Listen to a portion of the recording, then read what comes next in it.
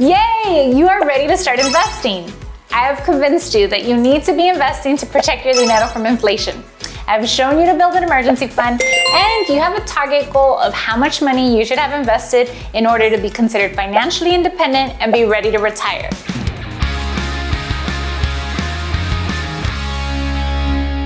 The process to start investing can be summarized into 4 steps.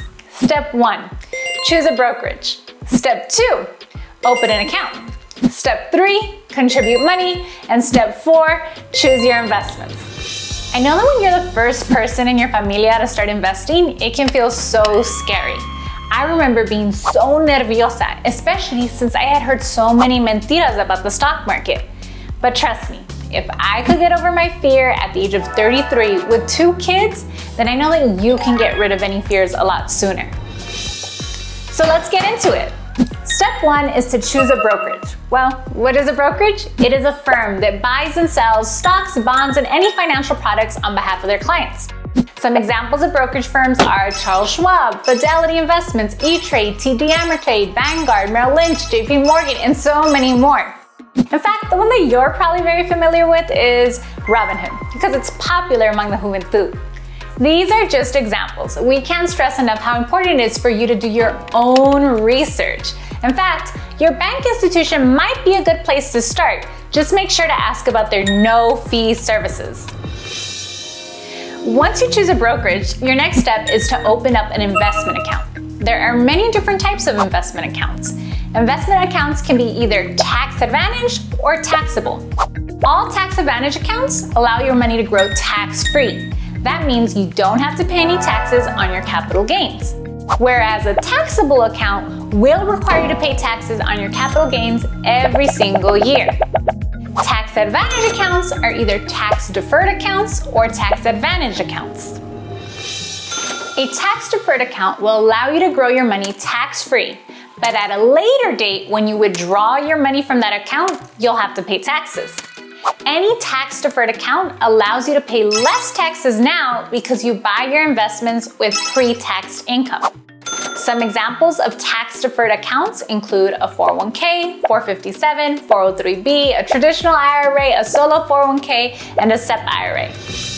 A tax-exempt account takes after-tax money to buy your investments, which means you're not able to reduce your tax liability now. However, with tax-exempt accounts, you do not have to pay any taxes when you withdraw from these accounts at retirement. Your money grows tax-free, and when you pull it out at retirement, you don't have to pay any taxes. Some examples of these tax-exempt accounts include a Roth IRA and a Roth 401k.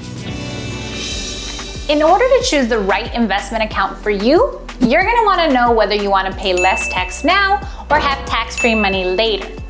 Another thing you need to consider when you're choosing an investment account is which accounts are you actually allowed to invest in. A 401k, 403b, or 457 can only be opened with an employer. A solo 401k and a SEP IRA are retirement accounts for self-employed people. Other examples of tax advantage accounts include an HSA, which is a health savings account, and a 529, which is a college education related investment account. As mentioned before, tax advantage accounts allow you to grow wealth without having to pay taxes on capital gains each year. The third step is to contribute money into your accounts. How much you will contribute will be dependent on the contribution limits of the accounts. Every tax advantage retirement account has contribution limits. A taxable brokerage account does not have any contribution limits. You'll also have to look at your budget and see what you could afford to invest. Some people choose to invest poco a poco, and some people just wait until they have a bonus or a large tax refund to invest a large lump sum. People who are used to contributing to savings accounts often forget the 4th step to investing.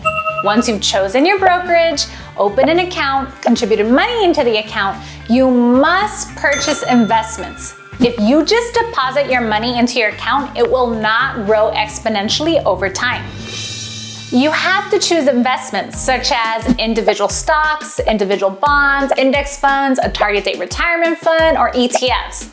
As you choose your investments, it's important that you review the expense ratios. That's the fee that you pay to cover any administrative or operating costs. More actively managed funds have higher expense ratios. I realize I said a lot of new investment terminology that you may not be familiar with right now. Don't worry, these terms will be explained in future lessons. For now, you should know the 4 steps to investing and be excited about your wealth building journey.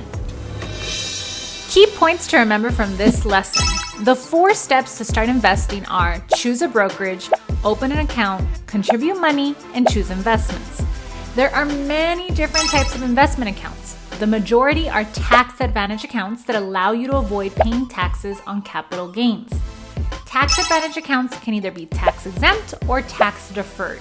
A tax-exempt account reduces your tax liability right now, and a tax-deferred account allows you to reduce your tax liability in the future. Many people forget the 4th step to investing and don't choose their investments, which prevents them from growing their money exponentially over time. Great job learning the 4 steps to investing. Thank you so much for learning conmigo.